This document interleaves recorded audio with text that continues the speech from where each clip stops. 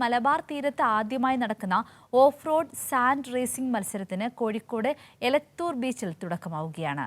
KL11 of roaders അവതരിപ്പിക്കുന്ന Sandy track challenge 2025-നാണ് തുടക്കമായത്. ധാരാളം പേരാണ് റേസിംഗ് കാണാൻ ബീച്ചിലെത്തുന്നത്.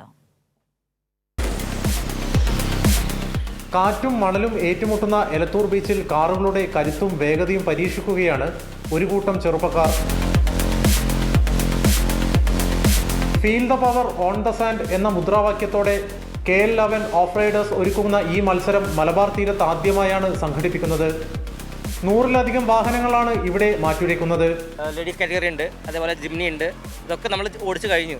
ഓക്കെ, ഏതൊക്കെ സർഫസിൽ നമ്മൾ വണ്ടി ഓടിക്കാൻ പറ്റും എന്നുള്ളത് എക്സ്പീരിയൻസ് ചെയ്യാൻ വേണ്ടിയിട്ടുള്ള ഒരു പരിപാടി മാത്രമാണിത്. മലബാറിൽ തന്നെ ആദ്യമായിട്ടാണ് ഇങ്ങനത്തെ ഒരു ഭംഗിയുള്ളൊരു ബീച്ചിൽ ആദ്യമായിട്ടാണ് നമ്മളൊരു KL11 ഓഫ് റോഡേഴ്സിൻ്റെ പേരിൽ ഇങ്ങനൊരു ഇവൻറ്റ് കണ്ടക്ട് ചെയ്യുന്നത്.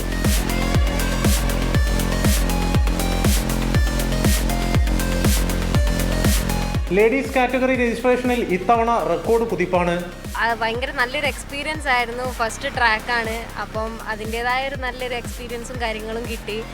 പിന്നെ ഒരുപാട് സന്തോഷം ഇതിൽ പങ്കെടുത്തതിൽ.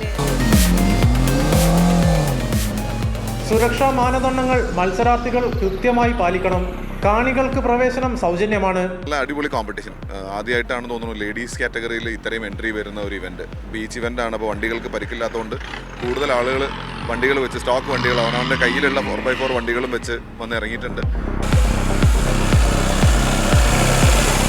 വരും വർഷം കൂടുതൽ വിപുലമായി നടത്താനാണ് സംഘാടകരുടെ തീരുമാനം. കൈരളി ന്യൂസ്, കോഴിക്കോട്.